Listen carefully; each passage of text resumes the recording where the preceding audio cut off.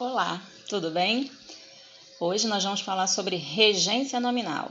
Nós vimos regência verbal. Na regência verbal, o que a gente aprendeu? Que os verbos precisam de determinados complementos, ou que eles são regidos por determinados complementos dependendo do significado que eles possuem. O verbo assistir, verbo custar, verbo aspirar e assim vai. Na regência nominal, o que nós vamos ver? Que alguns nomes também têm a necessidade de uma complementação.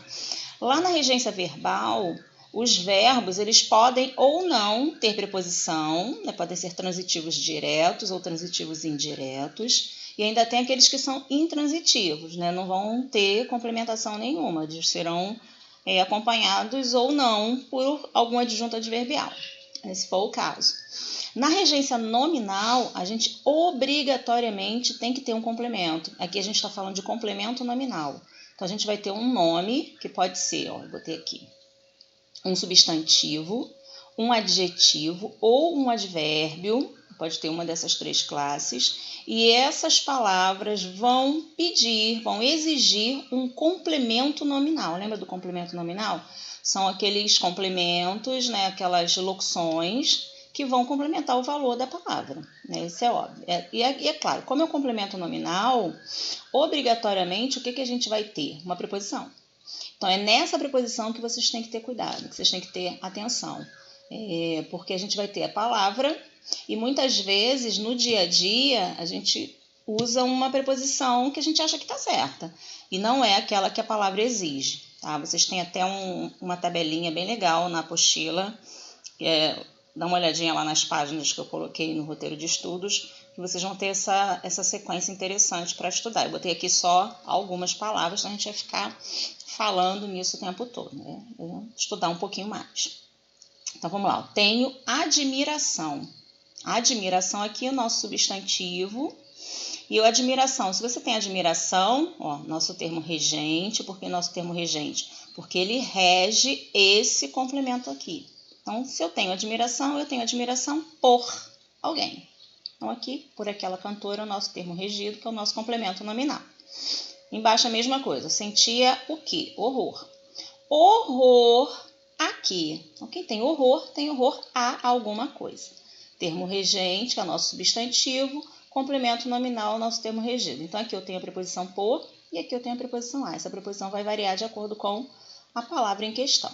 Então, vamos lá para especificamente. Aqui eu botei alguns substantivos e a preposição ou as, preposições que eles pedem. Então, abuso. Se eu tenho abuso de ou contra alguma coisa.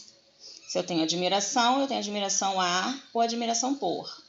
Se eu tenho atenção a ou atenção para. Se eu tenho aversão a, eu tenho aversão para ou eu tenho aversão por. Vai depender muito, a escolha das preposições depende muito do sentido que a gente atribui à frase. Na verdade, não é nem o sentido, é questão de escolha mesmo. A gente acha que está mais bonitinho, a gente usa. Tá? Mas aqui você usa a que você quiser. Regência dos adjetivos. Eu botei aqui, o adjetivo acessível. Se algo é acessível a. Se algo é alheio a ou de. Se algo é capaz de ou é capaz para. E se é insensível a. Então, os adjetivos e as preposições que eles possuem. Lembrando que a gente não tem só esses adjetivos, a gente tem uma infinidade. Tá? E nesse sentido, muitas vezes, o próprio dicionário traz para a gente qual é a preposição. Tá? Advérbios. Os advérbios eles são em menor número do que os adjetivos e do que os substantivos. Eu aconselharia vocês olharem mais até os adjetivos, porque eles são mais confusos, tá? Nós usamos mais de forma errada os adjetivos até do que os substantivos. Então, os advérbios. Ser contrariamente, ou melhor, fazer algo contrariamente a, favoravelmente a, relativamente a também. E se é longe ou perto de. Observações. Então, a gente tem algumas observações, algumas coisinhas para avaliar. É o que eu até já expliquei isso aqui, tá vendo? Como muitos nomes admitem mais de uma, a gente viu isso nos slides anteriores, o emprego de uma ou de outra obedece a razões de eufonia. O que é eufonia? É o som. É o som na frase, na verdade, né? Junto com as outras palavras. E aí você escolhe o que você acha que foneticamente está mais agradável. Então, estou acostumado a dormir tarde ou não estou acostumado com ironias. Se eu quisesse, eu poderia falar, estou acostumado com dormir tarde, mas olha como fica mais esquisito. E eu não estou acostumado a ironias desse tipo. Aqui até fica mais tranquilo, eu usaria aqui tranquilo. Agora, botar um com aqui, eu acho que fica meio que forçado. Mas está certo, tá? Eu poderia escrever com a que eu quisesse aqui, não faria diferença. Aqui, ó, que eu já falei também, com relação à língua coloquial. Nós, no dia a dia, não nos atentamos às questões de norma. Então, por que a gente não se atenta? Até porque a gente não precisa, já que a língua falada nos permite essa liberdade, né? Só que essa liberdade toda, na hora de botar em prática na escrita, ela nos atrapalha. Então, aqui, todos estavam curiosos, ó, com as razões. Normalmente a gente fala assim, tô curioso com isso, ele estava curioso com isso. Só que você não está curioso com, você está curioso sobre alguma coisa. Então, aqui, tá vendo? Só prestar atenção no que a gente tem como regra. Se você começa a utilizar a preposição certinha, com o tempo você vai se habituando e aí passa a fazer parte do seu dia a dia. E aí você não erra mais.